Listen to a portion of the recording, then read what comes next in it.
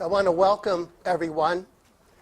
This is really a special event for me, and I hope that this becomes a very special event for you folks out there.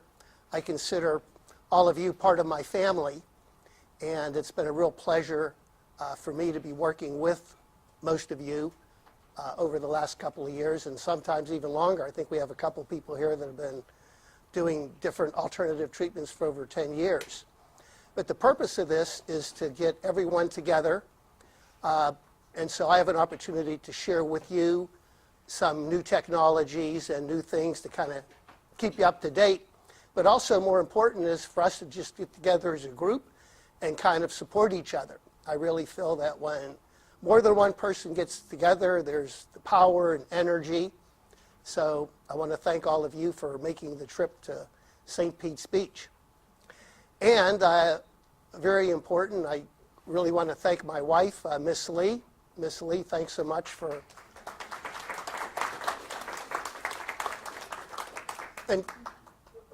And also the staff. I think some of the staff's in the back, but I really owe a lot of thanks to them for helping put all this together.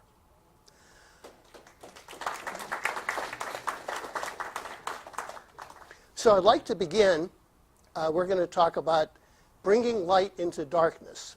For a little over a year now, my wife and I have been involved with missionary work, traveling to remote areas of the world where people have little or no eye care.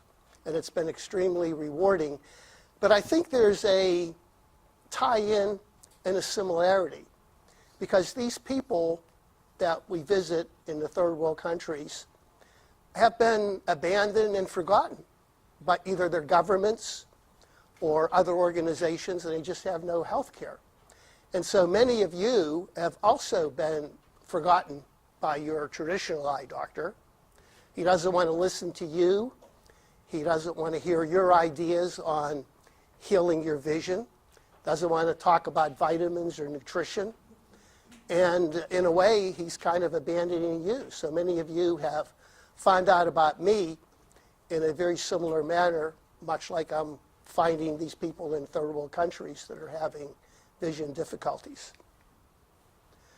It's kind of shocking.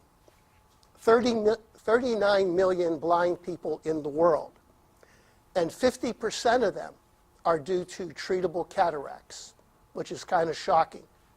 And 90% of these people are in underserved areas. You're not going to find them in Florida because there's so many ophthalmologists in Florida. The World Health Organization did a study, and I believe in the United States there are 60 ophthalmologists per million population. 60 per million.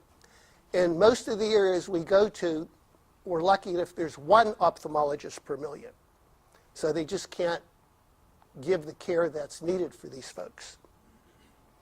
So the big question I get is, why are you doing eye surgery, Dr. Kondrot? I thought you were against cataract surgery, and cataract surgery can lead to macular degeneration. Well, these facts are true. I think most of us in the United States, we have the privilege and the luxury of being able to look at the underlying cause of our eye disease. We're able to make changes, such as changing our diet, looking at better nutrition, detoxifying our bodies, maybe doing different alternative therapies like microcurrent and light therapy to reverse the cataracts. But when I went to Liberia, I can't possibly talk to these people who are blind. Okay, change your diet. Let's do a heavy metal testing on you. Let's start chelation. I mean, these folks are happy just to get one meal a day. I had one lady that walked 3 days to see if eye surgery could help her. Walked 3 days. And she was so ashamed of her clothes that she actually borrowed a new outfit when she came into the clinic to see me. There's other stories. We're going to Papua New Guinea, and people will canoe for 3 weeks just to come to this clinic to see if eye surgery can help them.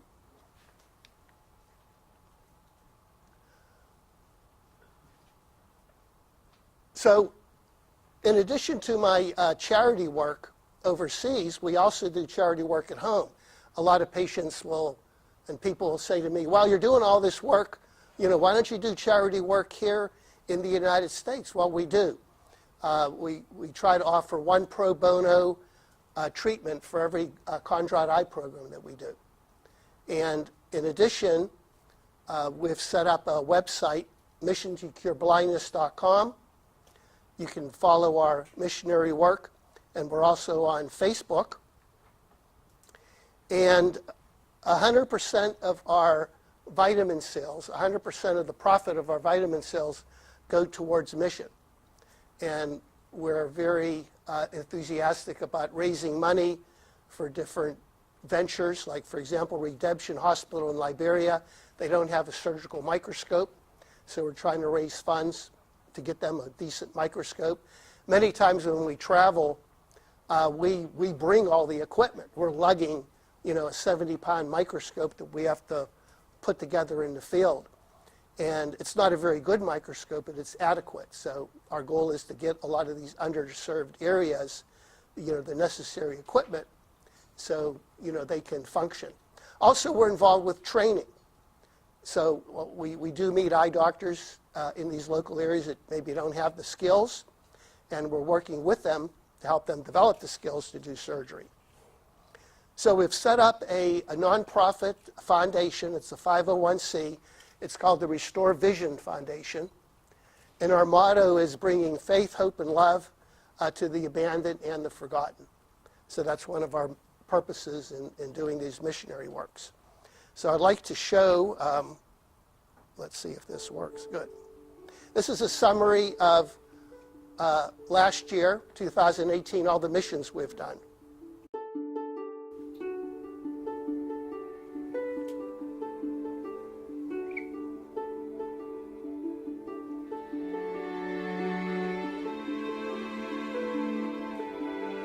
When I was in Vietnam, I wasn't really prepared to do surgery because I haven't touched a scalpel in over 10 years.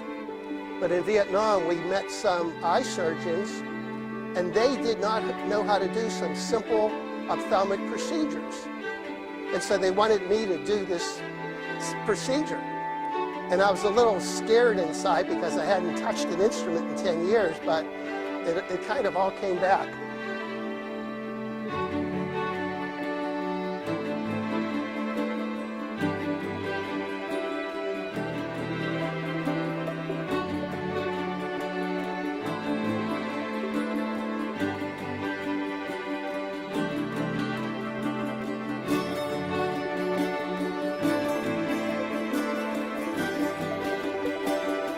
We did 2 trips to Mexico, and the people there were just so grateful. And they couldn't believe that an eye surgeon from the United States made it over the wall to come to Mexico to help them.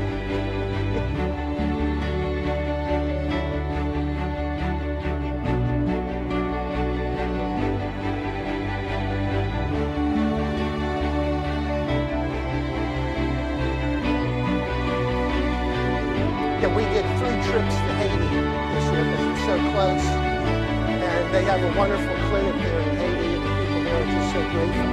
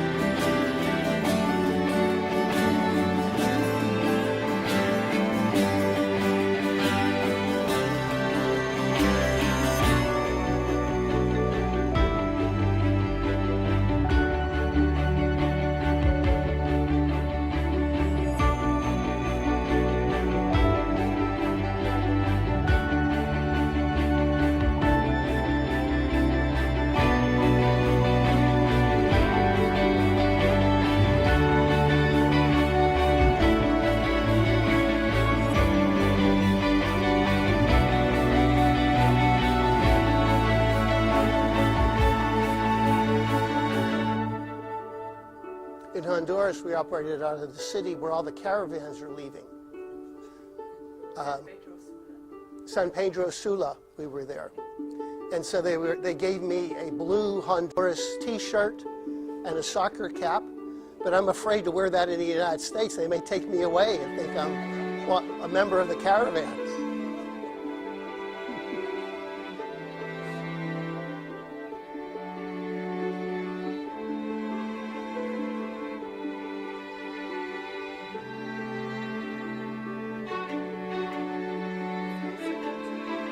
Second trip to Mexico, to Tepic. It's a farming community north of Puerto Vallarta.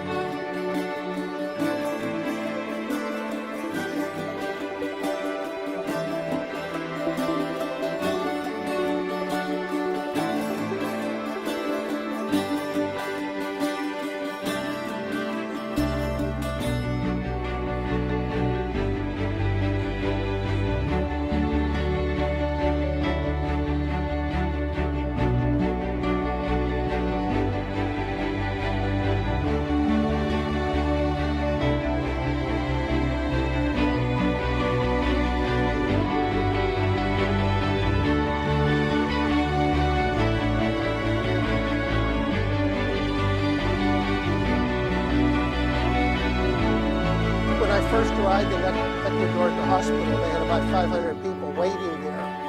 And then when I got out of the car that they took me from the airport, everybody applauded me.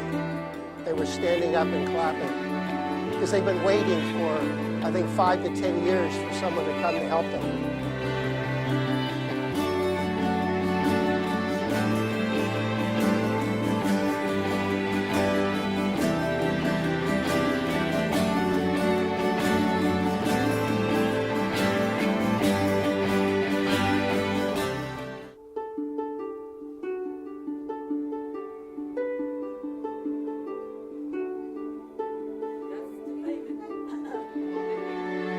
That was our payment, potatoes, papayas.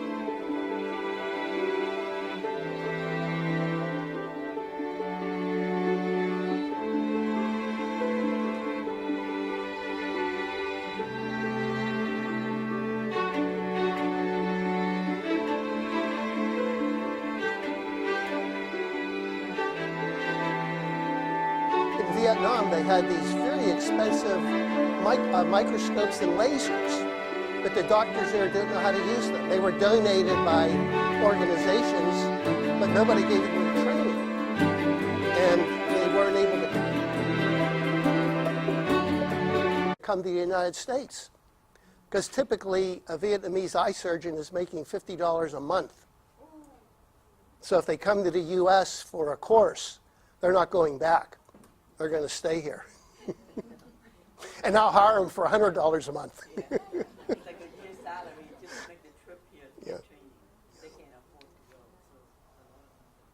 So these are our mission trips that we did in 2018. And also, we're always looking for volunteers. So those of you that would like to join us, just let us know. We always need help, no matter what mission we go to. And we need good optometrists. Dr. Ray Gottlieb, you're retired, you have all these good skills. Sign them up, honey.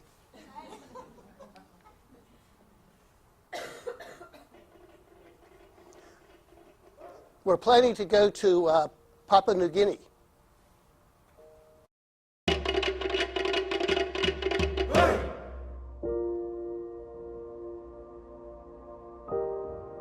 My name is Victor. I come from Papua New Guinea. I love my country. It is so beautiful and so diverse. We are known as the land of the unexpected, the least explored country on earth. We are made up of many different tribes, each with their own traditions. Me and my people live in villages. We live in high mountains, jungles, rivers, and the coast. Though we have much beauty, we are facing very big healthcare challenges. Many of our women die in childbirth. We have one of the highest rates in the world. TB has been declared as a national emergency. Our children are dying of preventable and treatable diseases. Many of us will never see a dentist in our lifetime. Hundreds of thousands of people have low vision or no vision at all. Makasi had been blind for 10 years. Her and her family heard about the ship being in their area and paddled in their canoe for 2 weeks to see if there was anything that we could do for her eyesight. After a 45-minute operation, her sight was restored to perfect vision. She saw her 3 children for the very first time that day. She went from someone that was downcast, that had no hope in her face, to someone that had light in her eyes, someone that had hope and excitement for her future. It's so amazing what happens when the ship first comes into a village. All the men, the women, the children, they all gather along the shores and they start singing, start dancing. The ship is more than bringing healthcare. It's really bringing life and really giving them hope for the future. On board the ship, we have a day surgery unit, a laboratory, dental clinic, and lecture theaters, which allows us to bring specialized care right there to the people in the community, in the villages. It is a partnership in the true sense, in that it is helping to assist and support and promote what is already contained in our national health plan, and working very much in collaboration with the existing health system. The training element of the medical ship is very, very important. What that does, especially our health workers working in remote settings and those difficult settings, it empowers them, it strengthens them. It gives them that someone does care. I've been involved now for over 30 years, and really it comes back to we want to help people, and so many people don't have the opportunity to have basic health care or training, and it's just such a privilege, because the true value, the true resource, the true gold that's within the nation of Papua New Guinea is its people.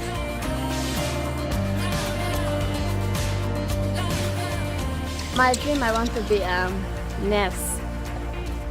I want to help my people in this district and country. One of the things I love most about the work of the ship is seeing young Papua New Guineans engaged. Seeing young, passionate Papua New Guineans from urban centres able to come out into a rural context, building their nation. When I think of the message I want to live, it's like me liking life. I want life, and for you and for me is to have life and live it to the fullest. We look despair in the eye and we say, you do not have the final word. We're people who have our fingerprints on a torch of hope. That's Papua New Guinean fingerprints, Australian fingerprints, fingerprints from all around the world that press forward because we want to live. So arise, only sons of his land. Let us sing of our joys to be free. Papua New Guinea.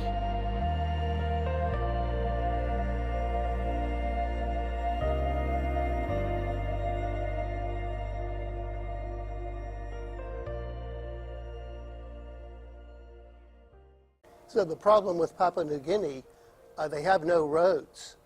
On most of the islands, there's 1,300 islands all in that area.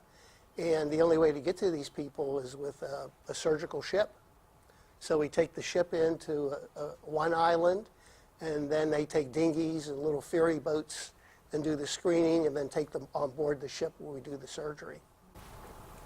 And a medical mission is more complicated than you can imagine. For a place like that, where there's no doctors, no dentists, the doctor just doesn't arrive. He has arrived with supplies, and without roads, without plane, you can't. So that's why the ship would get around the island and then would dock into different area and then get people out.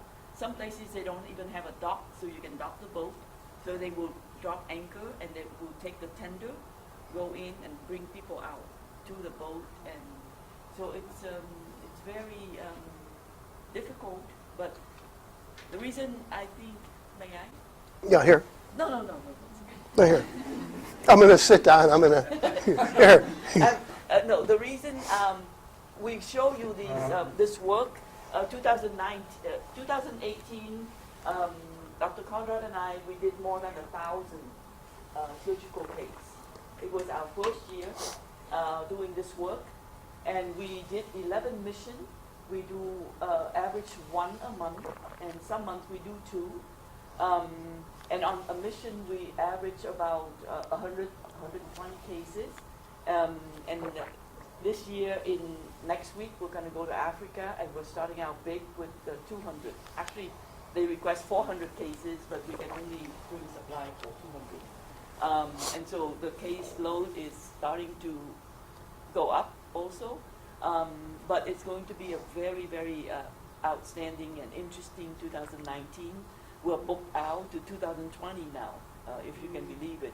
The requests come in, so many of them, and they're all very worthwhile. Like you can see, Papua New Guinea, it's just there's nothing there. So the ship is their lifeline to treating all the diseases that they can get help from. And then in Togo will be the first American doctor in that region that arrives. And with the Liberia mission, we were the first group that came in after the Ebola outbreak. So with that trip, we were the first one in country arriving. So we're in Jamaica this year in March. Will be the first group ever in that region to set up. They don't have anything, so we're bringing extra 4 volunteers to help. They have no nurse, nothing. And on some trip, we even do surgery on a picnic table. If you can believe it, we do with makeshift stuff. And I want to just say one thing, because all of you in this room are very special with us, because you've been with our clinic for many years, and you're like family to us. And some of the people even write us and ask, why do you have to go so far to do charity? Why don't you do charity here?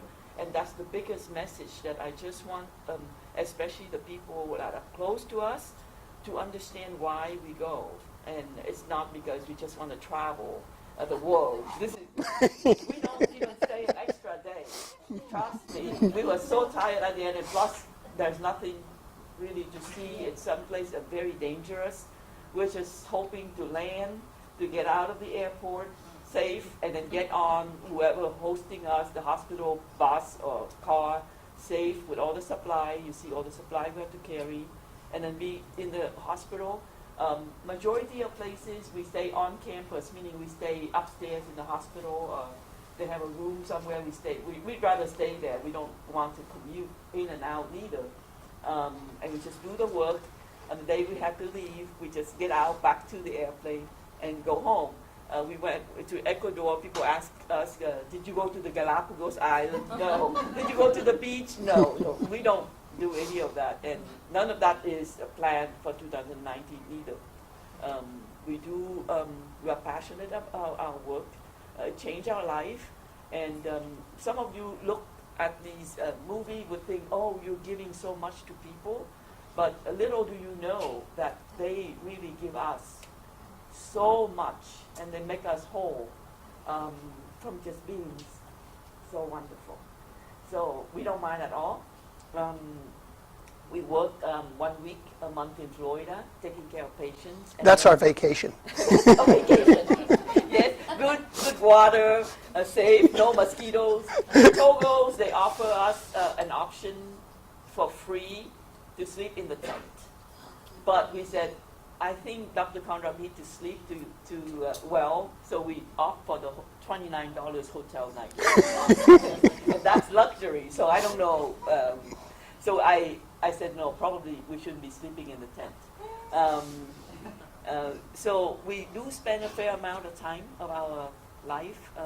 3/4 of our time is now dedicated to mission work. Okay?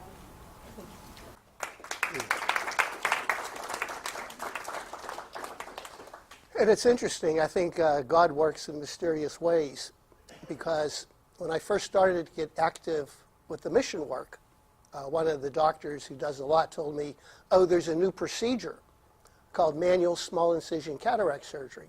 It's a new technique that you don't have to use a suture. It's quicker and no sutures are used. So I looked at the technique.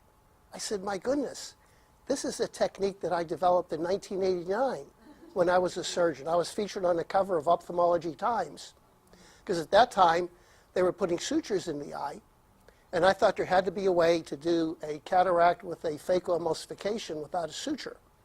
And I developed the tunnel technique, and I was featured. And so they're using that same technique. So I was kind of smiling, you know, it's meant to be. So I'm very enthusiastic to help teach this technique to other doctors. So we work with an organization called C International, a wonderful group, and they network with all the pharmaceutical companies and intraocular lens companies, so we get all the material donated. So when we go on a mission, we're probably carrying about $500,000 worth of supplies in 3 suitcases. But we are self-funded in terms of transportation. I get no reimbursement for airfare, accommodations, etc. That's something that has to come out of our pocket. So if any of you would want to join us on the mission, you'd be responsible for your airfare. And we do take our staff with us, because I think it's a good experience. And it's interesting, my 16-year-old niece, very bright young lady who wasn't sure what to do with her life, she joined us in Haiti on a mission. And she was so inspired that now she wants to be an eye doctor just like Uncle Ed. And she wrote a beautiful college admission essay about her experience in Haiti. In her senior year in high school, they had to do a demonstration, and she demonstrated cataract surgery. And she got first prize. It was kind of cute. So here I'm thinking that she's not paying attention, that it really influenced her quite a bit. So these are our mission trips scheduled for 2019. We're going to be in Togo, Africa, in February, and in Nigeria, Jamaica. We're going to be on the Mercy ship in March, and the YWAM in Papua New Guinea. We're going to be in Vietnam teaching, and we're going back to Papua New Guinea, and we're going to be in Lusaka, Zambia. So this is our tentative schedule. C International, anytime they have an emergency and they need a doctor, they always say, we'll call the Kondrots, they'll go. Because that's what happens. A lot of eye doctors in the United States enjoy missions, but it's really difficult to travel to Africa or to India for an extended period of time. And of course, you know, I have the luxury of my children being older, not having responsibilities in that capacity. So we have the ability to, and we have a good staff to handle the practice when we do travel. And this is the Mercy ship that we're going to be on, and the YWAM in Papua New Guinea. So I'd like to close with this video. Good afternoon, listeners. Welcome to our popular program, and we have a special guest from Shakati State Hospital. Thank you, Mendeshi. My name is Ndeshi Shikulo. I am here to tell our people we are going to have an eye camp at Shakati State Hospital. We are here to invite all the elder people or everybody who is at home that is not seeing to come and see us at the eye clinic. So we are telling all of our listeners that we have got 1 month for you to come to the hospital for your screening, to be operated during our eye camp. If you are seeing a person around you who is not seeing, please bring them to the hospital. Bring your uncle, bring your grandmother, bring everybody to come. This is your chance to see again.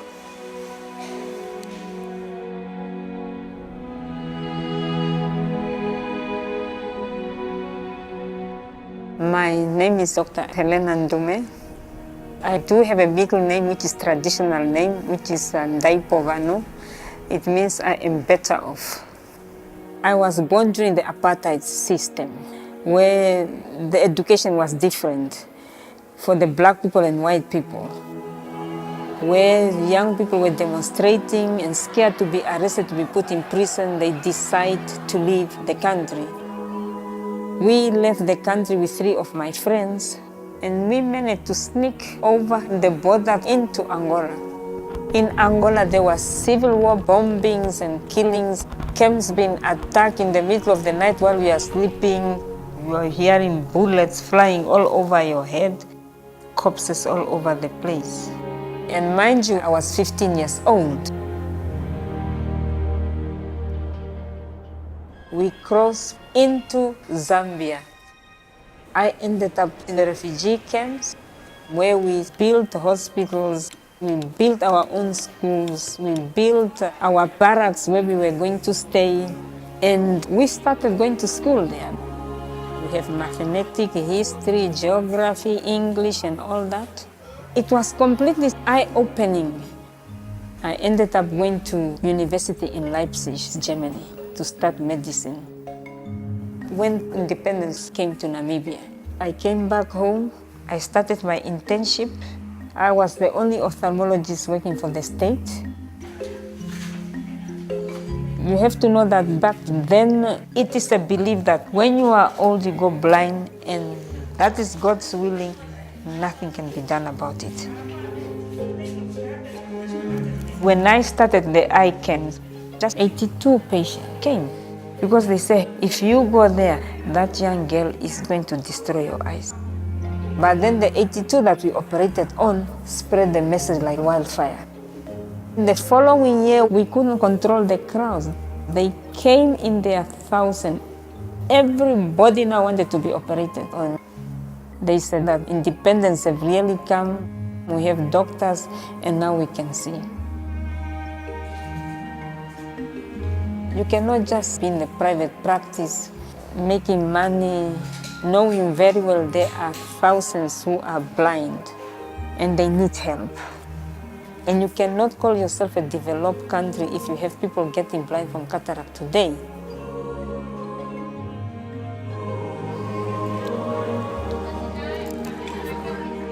No money in this world can pay for the happiness of someone who was blind. And suddenly you take off that iPad, then they said, "Doctor, I can see."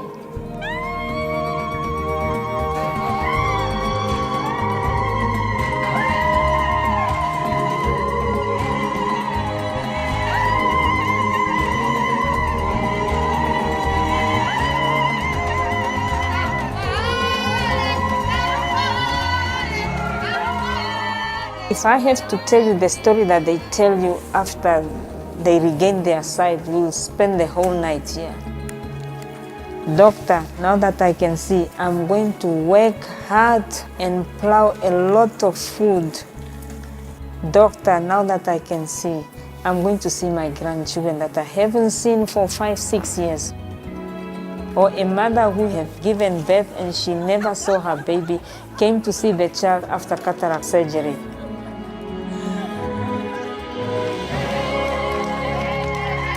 All of us went through difficult times during the liberation struggle in the refugee camps. And that is also what connected us together, that we must go back and help, just like we were helped. We have to have a culture of giving back to less fortunate people so that they can also be transformed, just like I was transformed.